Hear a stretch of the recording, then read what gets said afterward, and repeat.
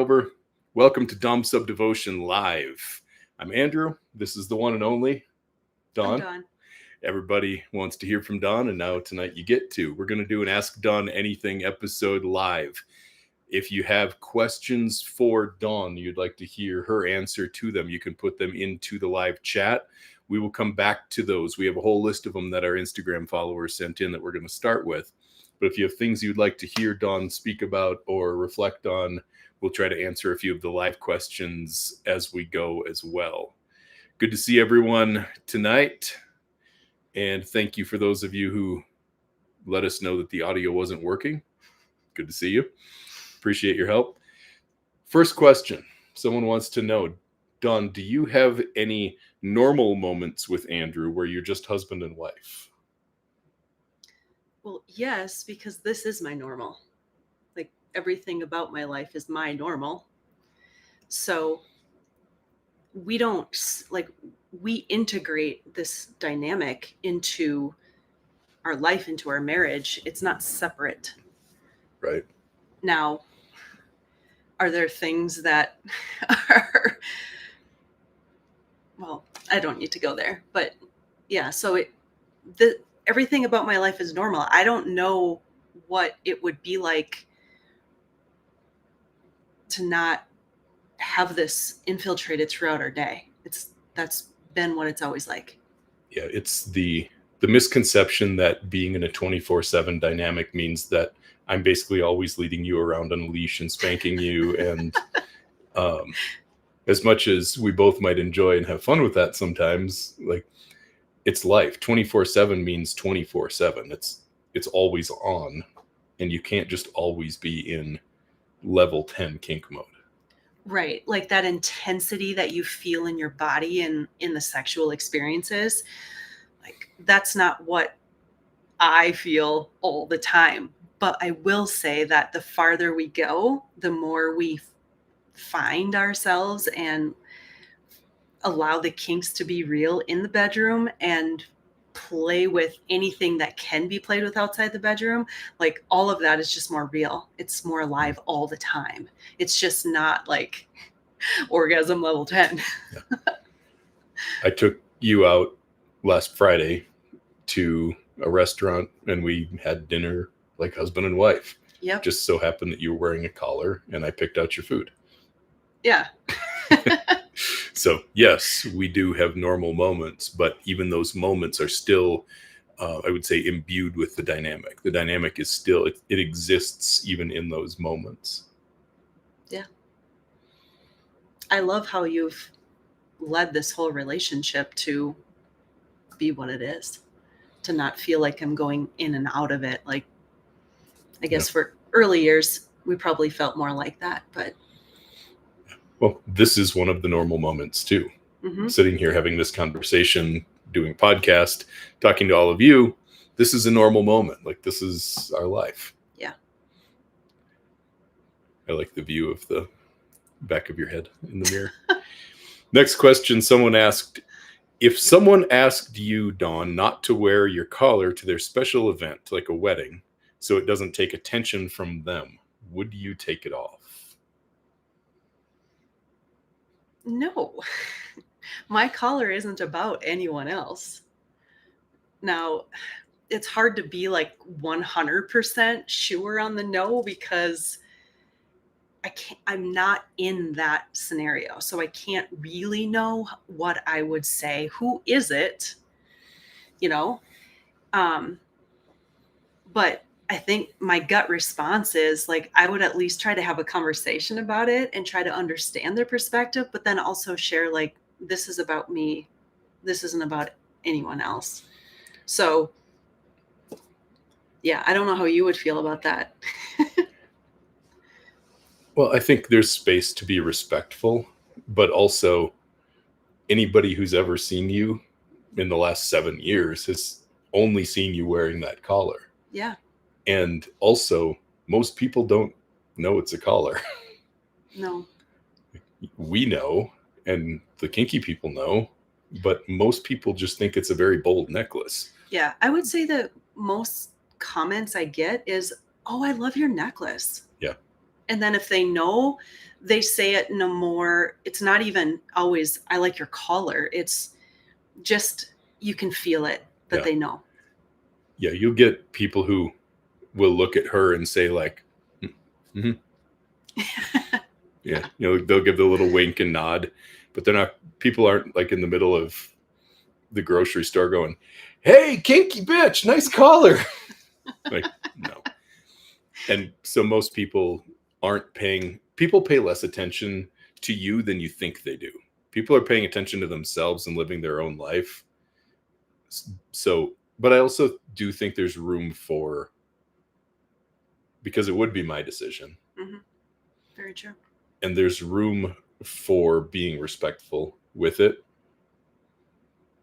Meaning, like, one time a few months ago, I put your diamond necklace on you, and that was your collar for the night. So, yeah, I'm sure we could find something that would work, but also, we're not the type of people who are going to run around like, "Oh, I'm so sorry, I don't want to like upset you." Right. Yeah. If somebody was adamant that you couldn't wear anything around your neck, if we were going to go to their wedding, we wouldn't just go to that wedding. Yeah. And like I said, it really depends on who's asking, but I can't really think of anyone that I know that would even say that to me. Yeah. Next question, someone wants to know, Dawn, have you ever experienced differences in libido? And if so, how did you handle it? Oh, absolutely. Like, for one, I'm human. Two, the last, I don't know, 5.5 years of my life have been kind of an emotional unraveling. So there are times when I feel zero libido. Like when I've gone through my letting go of stored emotions, anger, like I'm not feeling super horny at the moment. I think the question they're getting at here, though, is differences between you and me. Well, that's what I'm saying, though, is like there are times when mine is at zero. And so, and I am a woman, like I change over the course of the month, and there has to be room for that. So I've also come into understanding the differences of how I like to be intimate and how I like to be physical and how that changes over the course of the month, and just what intimacy is to me. And that's been a deep thing of trying to meet myself where I'm at and meet you where you're at and make space for the pleasure to surface, or accept that sometimes it just doesn't, because I'm human, you're human. Sometimes I feel like I'm chasing you around the camper because I just want to fuck.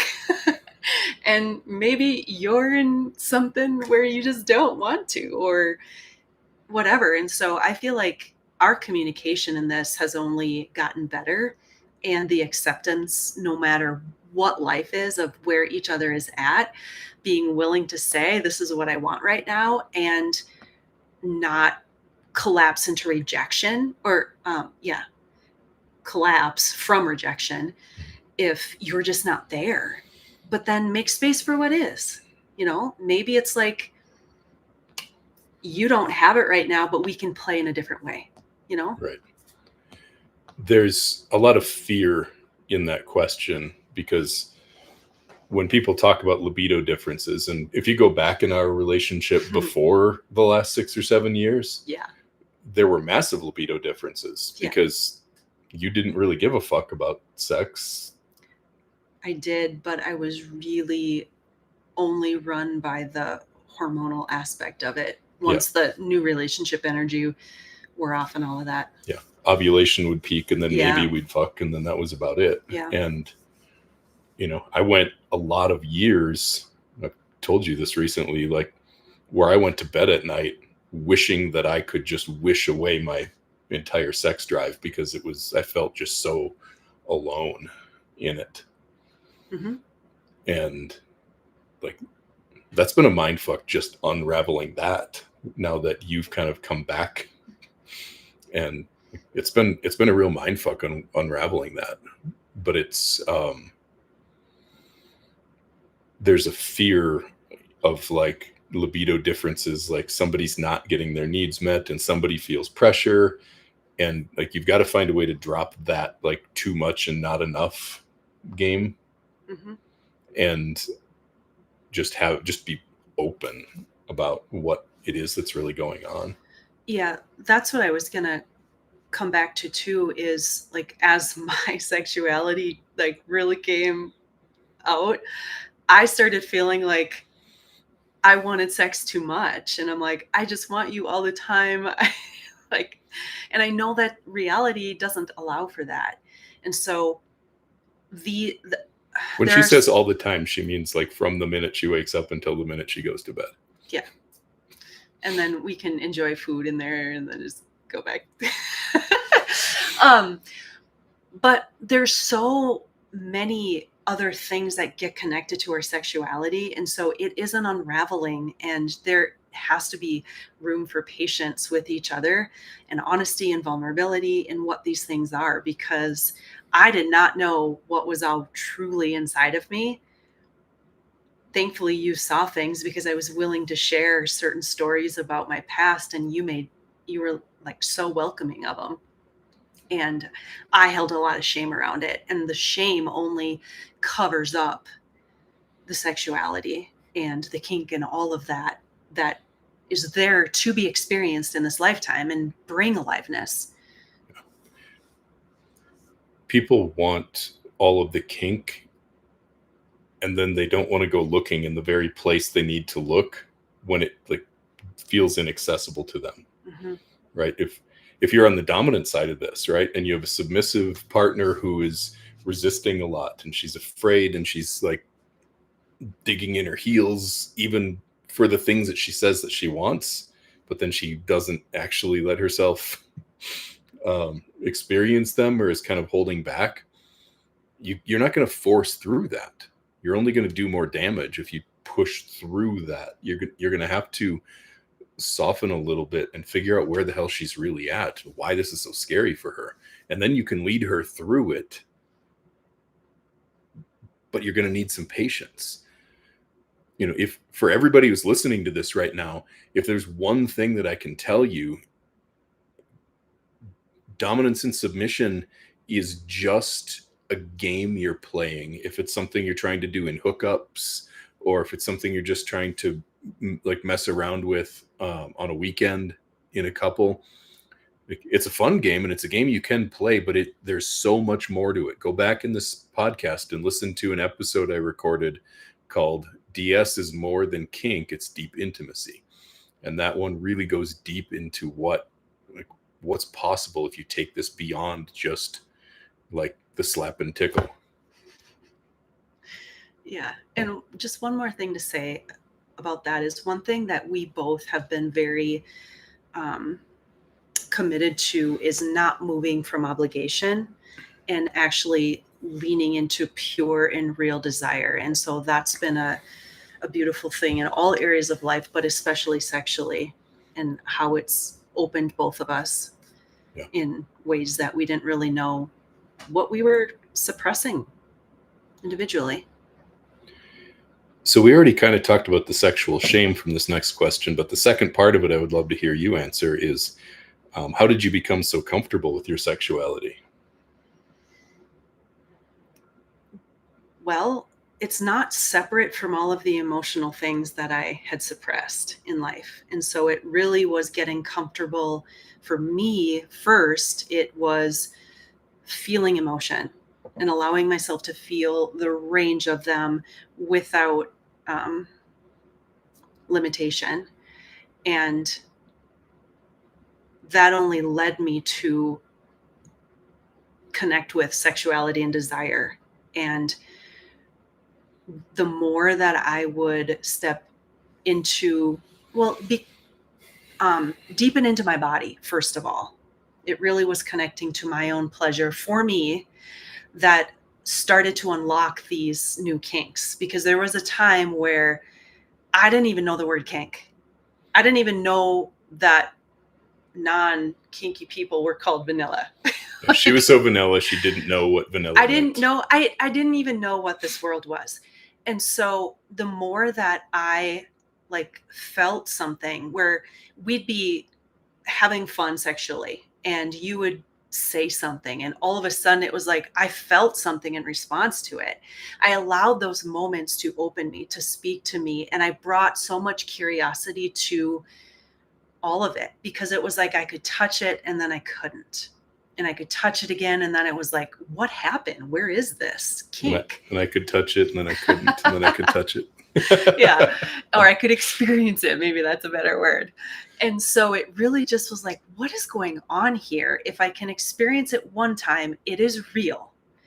And so I learned how to be compassionate with myself and to be patient with myself and keep allowing life, you, sexuality to just open me, our sexual experiences. Because I tell you what, those were some of the biggest eye openers for me on what was real. And then I would be like hungry for more. And so it really just was a slow process, and being willing to notice, like, if I heard someone else doing something and it was like I felt judgment of that person, for one, I was like, okay, that there's something about me here. So, all right, Dawn, what is this? And that's how I would bring curiosity and kind of navigate the sexual but the non-sexual at the same time, because none of this is separate. And so then it was just like, all right, let's play in the kink, let's engage with these kinks more. And then I started connecting with the deeper meaning, not understanding the meanings, but the depth of what that was for me. And they came with messages like that I can't even explain. And From my perspective, you learned, like you said before, you learned how to feel, and you learned what it felt like to really want. Now that's like, this is something that is, we're still learning. Yeah. Is still growing. Letting desire be big, for one. Right. Learning how to feel, because, you know, and this is where you have to understand, if you're in a relationship like this, you don't get the fantasy partner that you wish that you had, that you saw in a porn video. You have a real human being here, and you have to meet that person where they're at and then grow with them from there. And this person, this particular person, is one who didn't have the kind of sexual awakening that a lot of us have in our, you know, in our younger years, in our school years. She didn't really have that. Well, yeah, maybe not like most. A Right. lot of dissociation. And a lot of shame, and like a lot of, There was trauma there. There's trauma, and there's religion and all the other things. So like everything with her was just put in a box. And if you want, like if I wanted to have the dynamic that we have now, and the one that we continue to grow into, and the one that keeps getting better, I couldn't just act like all of that religious stuff and all of the trauma stuff and all of the shutdown and like discomfort and uncertainty and fear wasn't real. I couldn't even act like that. Well, we both tried at a certain point, but that's what led us to, like, we wanted this for real. We wanted it to feel real, not just like a game we're playing. And that's what I said before. This is just a game for a lot of people until you really get deeper into some of this stuff. So you've got to be willing as the dominant, not just to be like, you're my sub, you do what I say. And she's like, I want to, but I can't, or I'm scared. Like, do it anyway. Like, okay, well, that can be, that might be something, but that you completely miss the humanity. You completely miss how much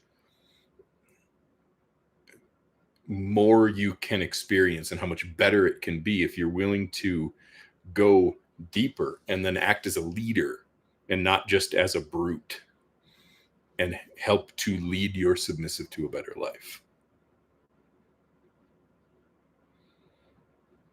Ready for your next question? Yep. All right. What is it like having the camera on in the bedroom? Do you notice yourself acting or feeling different? So this one, for those of you who don't know this, we went all the way from all of this shutdown that we talked about before to now doing OnlyFans together. Yeah. And what is it like having the camera on? It really exemplifies the exhibitionist kink for me. And it, like, I don't know, it just feels like sometimes, depending on what we're doing, especially like when I'm giving to you, like something just fuels me. And that's about all I can say, is it just exemplifies something and the pleasure in my body. That goes in the dictionary, Okay. because that's not how we use Whatever. that word. I don't care. But something comes alive in Yeah. you, and there's like an extra spark. Uh-huh. Have you struggled? Do you think you struggled at all with feeling like you're performing? That's a good question. I would say it, not that I felt like I was performing, but it was almost like my ego wanted me to feel like I should. Like, think about, do I look like what other people are doing in porn? And so it really just brought to the surface some sort of like letting go of anything attached to anything about what someone else thinks I'm supposed to be or look like, because I can't. It's just, there's a reason I wasn't in theater. Like, I can't do that. So now I probably could actually be in theater a little bit, but it's really caring what other people think, I think, is more than the performing. Is what it's helped me let go of even more, because I am who I am. My body looks like what it looks like, and you can love it or you can hate it. Like, you can watch it or just don't. Like, nobody is forced to be there. And there was something else I wanted to say here, though. While you think about it, somebody just subscribed to her OnlyFans while we were talking. So if that was one of you, thank you. There was something else that I wanted to speak about, but now I totally lost what that was. Bimbo mode. Yeah, it's real. All right. We'll come back if you think of anything. Okay. Someone wants to know, what does Andrew do? What do I do that's equivalent to your collar for you? Nothing. Like, you don't wear something, if that's what the question is. I think that's what they're getting at. Yeah, I don't wear a collar. I wear a wedding ring. We've been married since 2011, and so we're coming up on our 15-year anniversary in January. So in 15 years, here's an interesting fact. If I've never said this before, this has not come off of my finger one time in 15 years. It has never come off for any reason whatsoever. It has been on my finger for almost 15 straight years. And part of that is available because of the kind of metal it is. Yeah. It's not like I smashed my ring at the gym between some dumbbells and it bent on my finger. Like, you had to use the pliers to even help me get this off. Mm-hmm. You've never had an issue with that. So that's part of the beautiful choice of what we picked out. The other thing about the collar, though, that people miss, especially people who really don't understand what this is this is my collar that she wears. It's not hers. And so when she wears it, when she has it on, this is something that's not just her, it's me too. Like, it is an example of, or it's a symbol of both her submission to me, but also my responsibility to her. So yes, it's on her, but it is a thing that is very meaningful to both of us. So for those of you who are here or who weren't here at the beginning, if you have questions you'd like to hear Dawn answer, please feel free to put them in the live chat. We'll come back to those if you have a few questions for her. Thank you for the highs and the hellos in the comments. Next question, someone wants to know, how old are you and sir? Come on. You never ask a woman how old she is. I don't care. I'm 43. Yep. Dawn is 43. I'm 45. And I was thinking about this the other day, how old I thought 45 was when I was 20. Yeah, I remember my dad's 40th birthday party. So, yep. Yeah.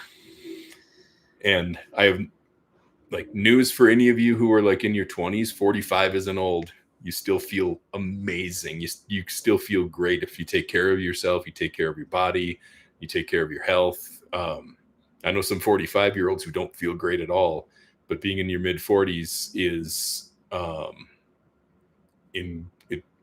it's the best decade so far. Yeah, I feel more real and more myself and just confident and happy and joyful and sexual in life than I ever did earlier before. And I believe that's partly by design. Like you need life experience to really come into who you are. So if you're in your 20s, keep going. If you're in your 40s and you're just starting, keep going. Like life can continue to get better. So someone wants to know, Dawn, have you ever been or felt dominant? Well, I didn't know that word before, before any of this. So I would say that in a lot of regards, I did have to take charge and somewhat lead. I was previously married, and looking back, like in certain ways, I was way more in charge than I have to be now. I was a single mom for a while. Like that was part of how I operated. I also held deep beliefs around being responsible and perfectionism and like having to do. And my example of life kind of was a lot of work ethic, like work really hard. And so I naturally just stepped into that. And if anybody is from the Midwest in the US and you kind of know the Midwest farm work ethic, we're both Midwest farm kids. So yeah, it's wake up and work your ass off until you die, basically, is what you're trained to do. Yeah. And so, but I also do believe this has been my experience, and I see it in a lot of women, that we kind of just step up and do what needs to be done. And it can be to our detriment. And so have I ever been dominant? I wouldn't say dominant. I would say I did what had to be done in my life, and it was in a survival mode, and I was extremely responsible. And I've had to unwind some of that deep programming. And it's taken time because it's been connected to a lot of areas of my life. And so alongside of that, though, I didn't want to be alone. I didn't want to be this like independent woman. I wanted to be in a relationship. I still wanted to be taken care of. I didn't want to be the breadwinner. And so I thrive on the way you protect and provide and lead me. And it's shown me a life that I didn't even know could be real. I didn't even know who I was. And yeah, and it's been all through surrender and submission to life and you. So I'm going to go to one of the questions in the chat here. Someone says, you didn't start in this dynamic, so I have been curious what originally attracted you to Sir before the DS dynamic. So what originally attracted you to me? Well, I was his employee, and so we had worked together for 18 months. She'd worked for me basically as my assistant. Yeah, that cliche. Yep. So we had a couple other employees in the office, and we went out one night for a happy hour. I will say this, I had a date planned that night. later on. And so I was like, yeah, I'll go for happy hour, kill time. I had nothing else to do. And it went down to just the two of us. And we got into some deep conversation about life and relationships. And something changed in that conversation. I'd never looked at you as like, I never felt attracted to you before that. I never like thought you were hot. Like, well, for one, there was deep programming there of like not even being able to think someone out like my boss would be hot. But I didn't feel that way towards you before, and something changed. I left that night, that conversation, wishing he would have kissed me. I canceled my date, never saw the guy again, and we started talking a little bit more. And within a few weeks, we had our first date, first kiss. And So what was it about me? It was who you were. I also knew you more. Like, you were my boss, and you were a man that I hadn't ever met before. Like, the qualities that you had, the way that you even led the business and took care of your employees. Like, I felt like I knew you.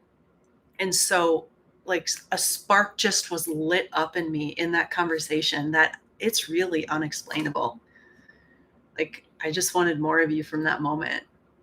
And I quickly felt like the rest was history. Yeah, it really was. It wasn't a slow burn like some of the books you read between you and me. It was a fast burn. Yeah. So it was who he was as a man, as a boss, how he interacted with me and the other people. Like, you were a leader, a great one. For my part, I just thought you were hot.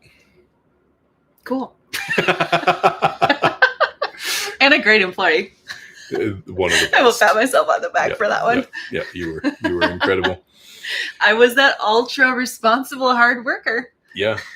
Little did you know I would have to break you from that. I'd have to break that out of you. Yeah, you fired me eventually. Yeah, twice.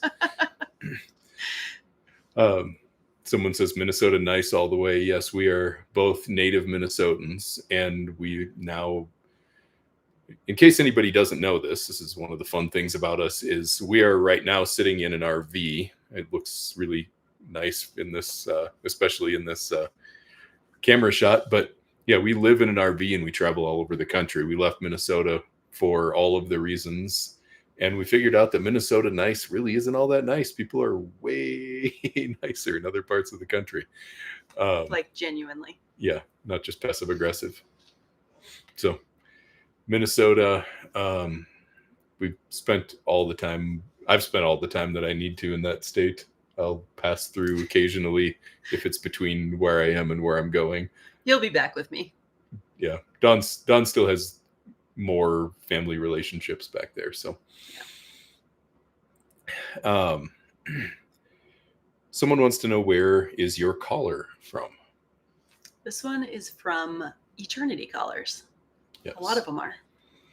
I would say most of Dawn's collars are from Eternity Collars. We have a couple from different places, but if you follow us on Instagram, we are at _infinite devotion.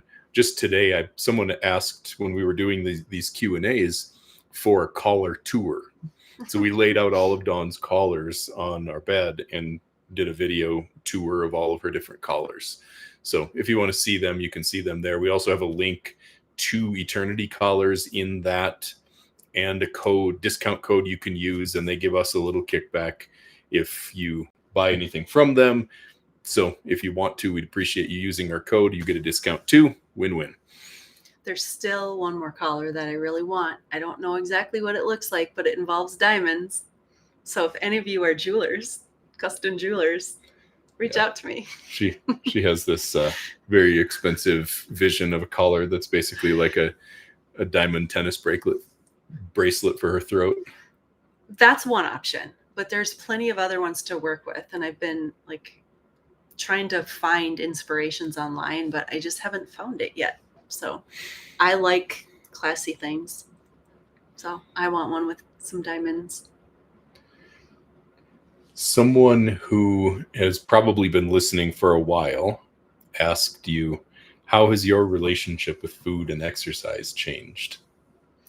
Well, I probably mentioned that on like every single podcast before because it was a huge part of my life. It was It was where a lot of your ego and resistance wrapped up and showed up. Yep. And like food goes way back, but then eventually fitness came in, and it was a huge piece of control for me in trying to find safety in life and love for my body and like just acceptance for myself. And so there has been so much to unravel there.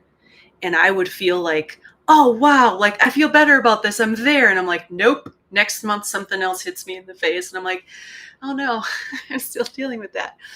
So I would say that it ran my life before. Like my whole life revolved around, eventually was revolving around food and fitness. Even when we were together, the food tracking, having to go to the gym, I did not feel okay if I didn't work out, even though some days I still didn't, but it still like was a underlying not okay feeling inside of me. And I would say this year is when I really started to step into letting go of the depths of what was underneath that. And now I move from desire. I move from what feels good. I move from a place of accepting where I'm at, but still wanting something more, instead of forcing. Like I put so much effort and force into what I would do in the gym. And I even told myself I liked it. And then I had to come face to face with that. Like, oh, wow, I actually don't like lifting such heavy weights. It doesn't feel good. But for some reason, I was lying to myself. So I would say freedom to move with desire and freedom to eat what feels good to me. And also, as I've let go of a lot of that, like my hunger is different. Like I can feel when I'm full. Like there's not all these belief systems around food and fitness infiltrating everything about my relationship with like how I move my body and what I put into it. And so I feel ease in my body. And I still like to do things. And I've had to be willing to set a lot over to the side and let myself come back to it if it felt good to me. Yeah, it's been a big example for us of something that is not sexual, something that's outside of the bedroom that it's taught us both. Oh, hi there. Bear with us 1 second. Is that our internet? Welcome back. The food and fitness thing is something that has been a non-sexual, outside the bedroom example for us, where we've learned a lot about the necessity of letting go and surrender on your part, of patience on my part, of like how important it is to find a place with even these little things, which this wasn't that little, this was a big thing in your life, but it was finding a place that we're settling into very nicely now, where I can actually lead you. Yeah. Because I can't lead you if you're trying to control everything. And it was a place where we tried to have you lead me. Yep. Numerous times. And we would get to a point where it's like, this isn't working. And I'd be like, ah! Mm-hmm.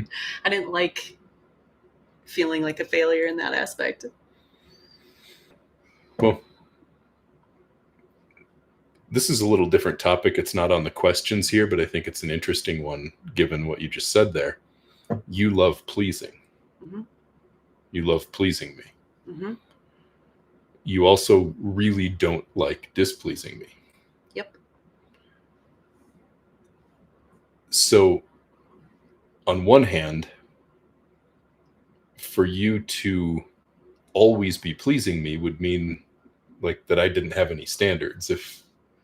If it was just everything you did was always pleasing, that would mean that I didn't have any standards. But if I was never pleased with you, that would mean there's perfectionism that can come into play here. There is excessive or unrealistic expectations that can come into play.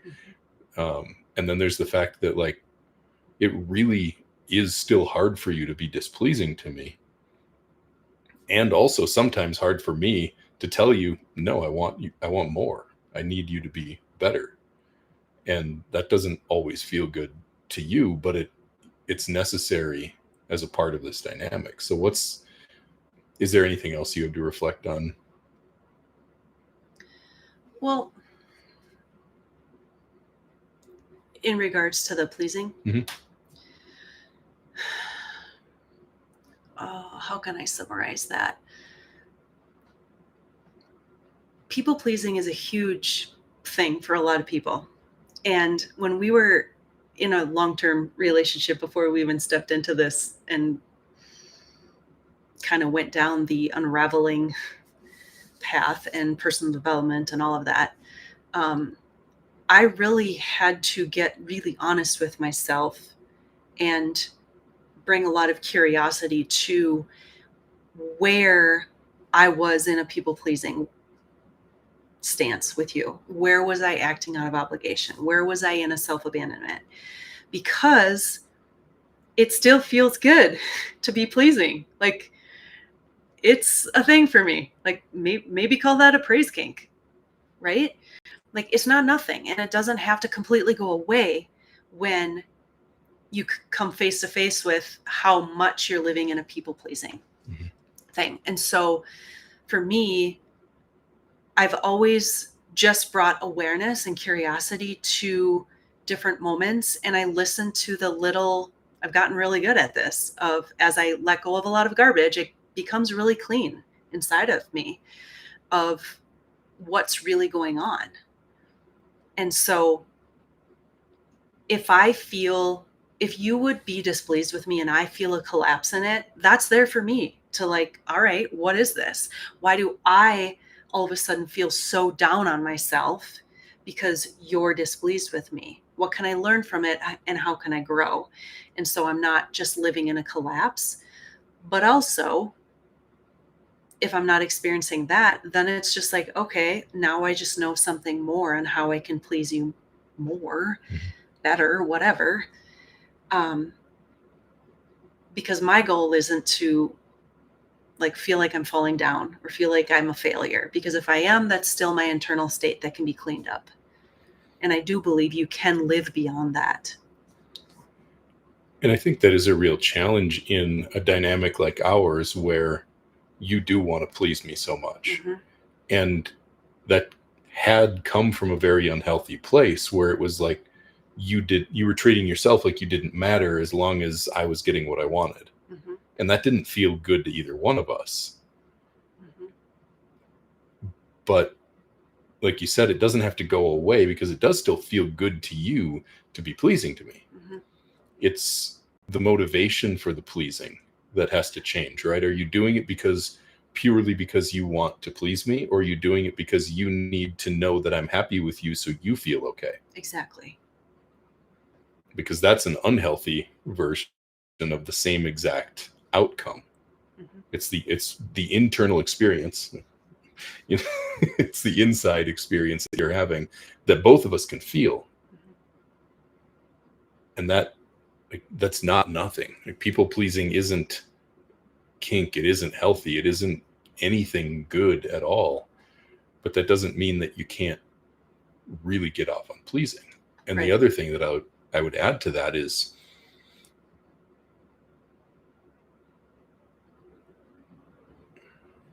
every time that I want something more doesn't mean that I'm not pleased with you now. And I think that's something that people need to hear, that it's like, you don't have to, wanting more doesn't mean that you're bad.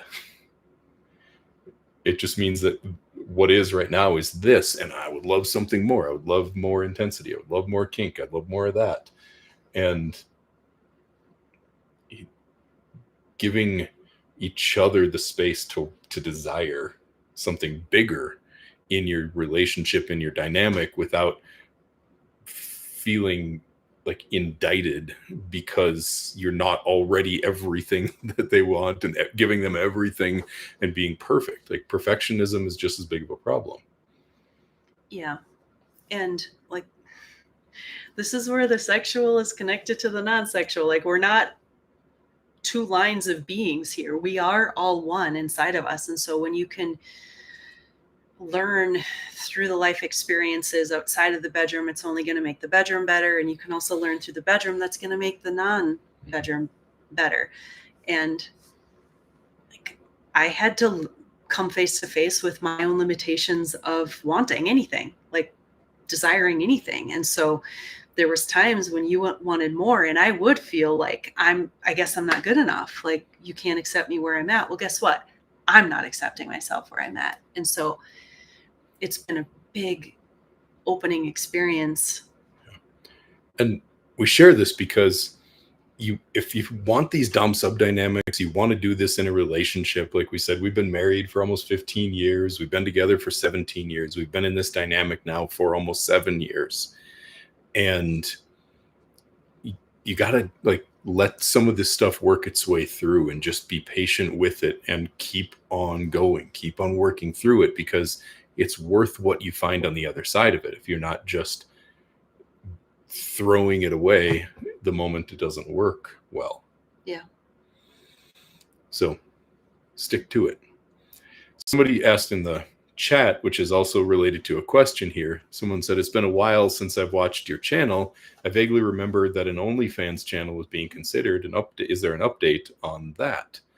And yes, we talked about this already a little bit. dawnofdesire.net if you want to go see that. But this question is, what's been your favorite thing to share on OnlyFans so far? What do you get the most excited about sharing? Well, I love being seen in my pleasure. I love being seen in orgasm, and I love having your dominance of me, my submission to you, be portrayed in a way that isn't possible any other way. And frankly, if you've been listening to us for a long time, we already talked about this tonight, is there was a point in my life where I didn't experience sex and pleasure the way I do now. And so I love showing what's possible. And I always want more. I know there's more inside of me. And I'm like, we already feel this opening in both of us. And it just continues to make me excited to share, because I experience more. And it's just like, I want to share more. And it's a big turnoff for me to be seen in my pleasure. So I love that. And I would say because the other part of this question was, does your sir have a different favorite? And I love you being seen and watched. Like, I've always, in every part of our relationship, when we're walking through a mall and I see a guy's head turn and look at you, I'm like, oh, that was hot. Like, I love people checking her out. I've always loved it. And so this is just like that on steroids for me. Yeah. And, for me, my favorite thing is when you do things solo and you share them. Like, and that's not always your favorite thing to do, but that's probably my favorite thing. Yeah. There'll be more of that. And it's been a big, like, there's been plenty of learning, like, how do you capture, and like, how do you capture the videography is tough. Yeah, like, how do you capture the intensity? And like, you can't always just have that camera sitting there ready waiting. And so there's just an element of like stepping into being on camera, or like, how can we set up our lives to just like be able to turn the camera on because we're in a hot moment and it's like, I want to share this, and there's like, I'm a woman, how I am excited to share changes over the course of the month too.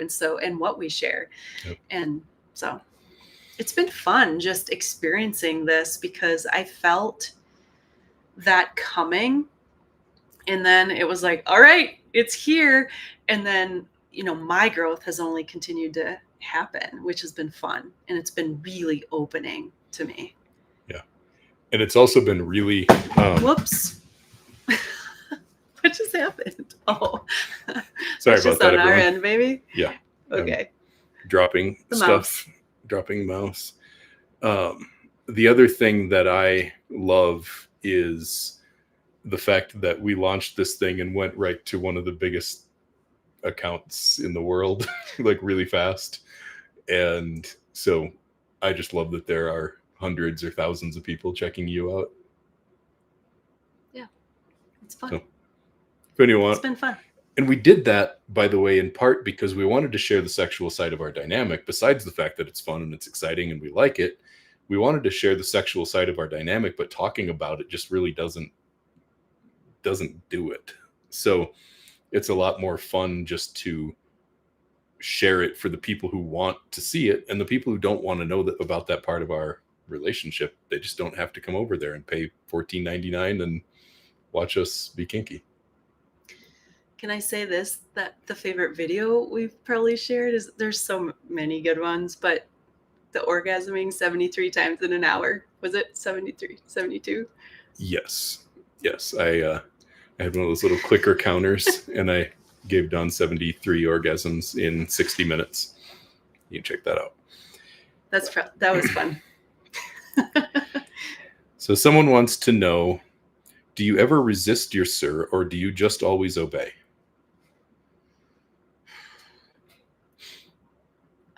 Yeah, I've resisted. Absolutely. Because if I didn't, I'm a doormat. So we want this to be completely real and authentic. And so I carried plenty of garbage, emotional garbage from my past inside of me. And he couldn't know what was there. I didn't know what was there. You can know some of the things that you experience in life, but you don't know what you're all carrying. And so there's been moments where it's like I can feel the resistance, or maybe it comes out sideways or whatever, but it's real and it has to be honored and accepted by me, by him. And the obeying has only gotten easier and more real. And in more areas of life, like it's just kind of everything, versus it had to start out. It's not just scenes anymore. Like, it never really was, but No, it wasn't for us, but it's grown from narrow columns of life where this dynamic played out to basically everywhere all the time. Right. And for the dominance, if your submissive is resisting you, I think I did a whole episode on this one a couple months ago too, called Why Submissives Resist. If your submissive is resisting you, learn from that. Because if you can help her figure out why, like, why is she holding back? Why is she resisting? What is it that, especially if it's something that she wants, right? We've had these things lots of times where it's like, I've wanted something, you've wanted something, and then you've had like this digging in your heels, like when you're trying to pull a dog that doesn't want to go somewhere and it's like locked its legs up. And you're doing that with something that you want. Mm-hmm. Well, there's a place there that you need leadership, not force or, whatever else. Yeah. And that is, if you want to become a masterful dominant and not just somebody who bosses a submissive around, that's where you become something much greater as a dominant man, if you can start to see the experience your submissive is having and help her have a better one. Mm-hmm. All right, we got time for a few more here. I'm going to hit this one from the chat real quick. Someone said, you mentioned the concept of it being your collar when I said that this is my collar that Dawn is wearing. What's the decision on which type or style? Some of them have been collars that I've chosen because I wanted you to wear them. And some of them have been ones where you have asked me for a different style or something that you would like. Color, like for the sake of coordinating with outfits. Mm-hmm. So it's a collaboration where I have the final say. I would say remind me how we came up with this one. I believe you found it because it first started out with just this. Yeah, just the titanium eternity collar. Yeah.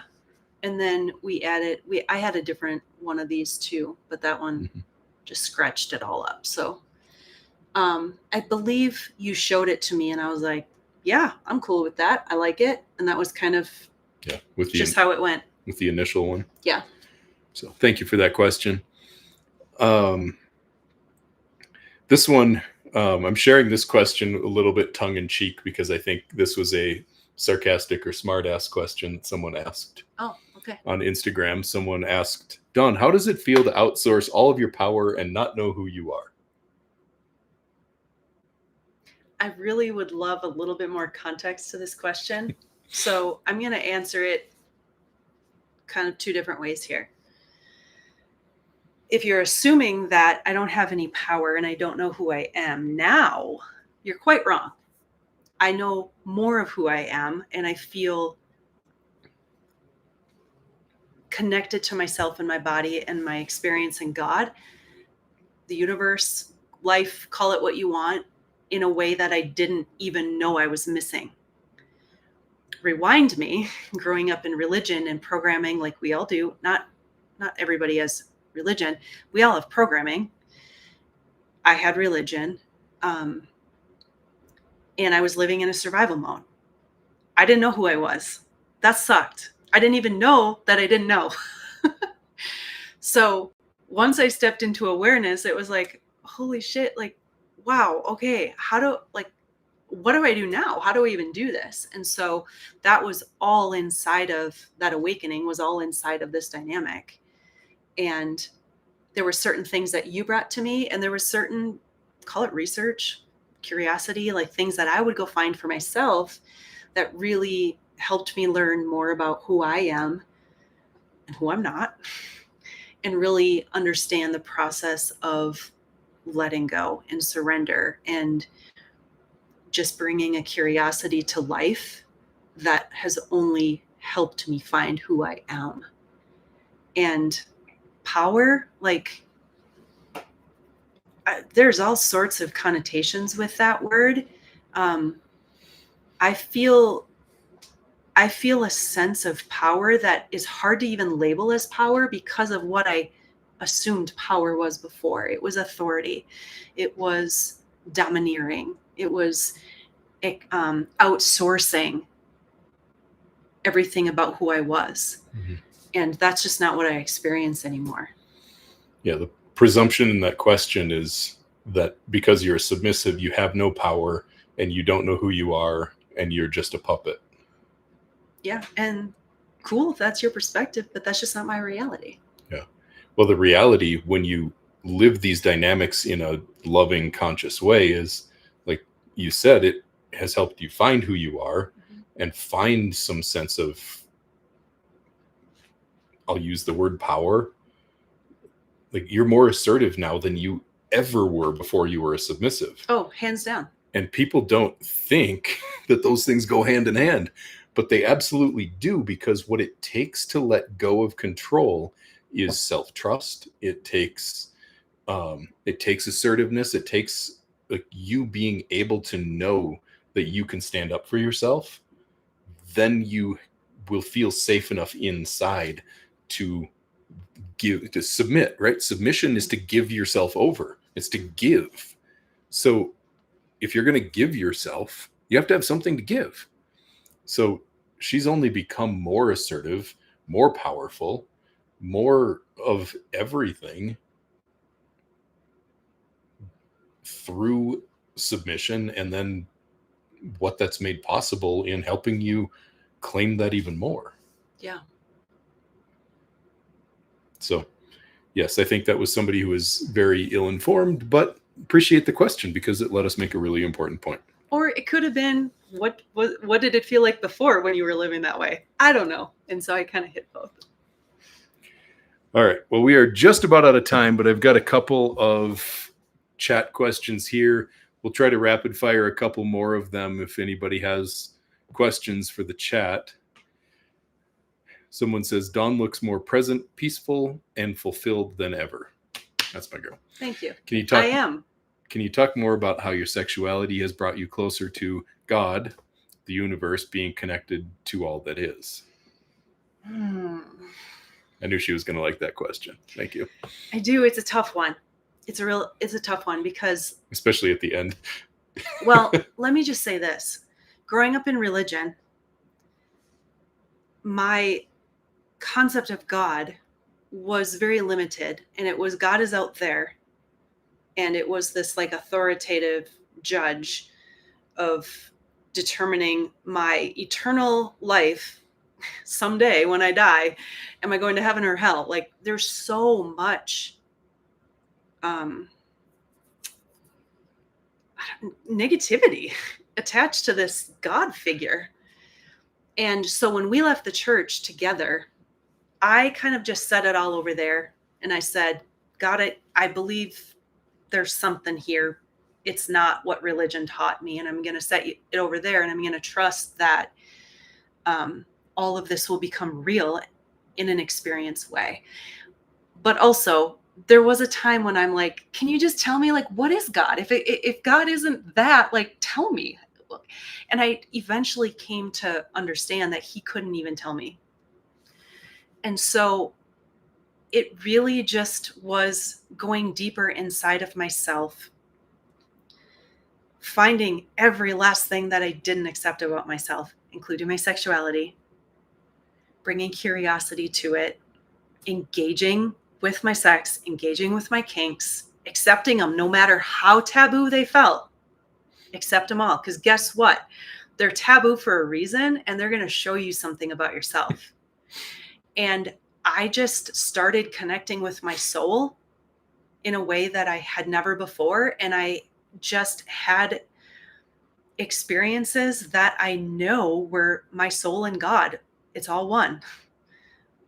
And we're all from God. We're all from creation. And so you can only experience God by truly accepting yourself and accepting your sex, all of it, and kind of diving into it.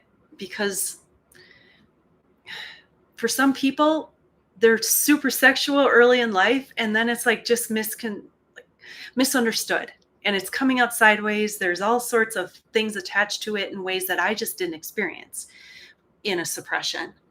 And so letting yourself be torn apart, letting yourself question everything, trusting that truth will come through your experience and truth will prevail. Like, I'm really speaking in a nuanced sort of way. I know that, but there's a reason that I believe God can't even fully be explained. Well, the way I would answer that question is a little bit different, that when you come, everyone sees God. So I think you and your pleasure just is an experience of God in and of itself. It is.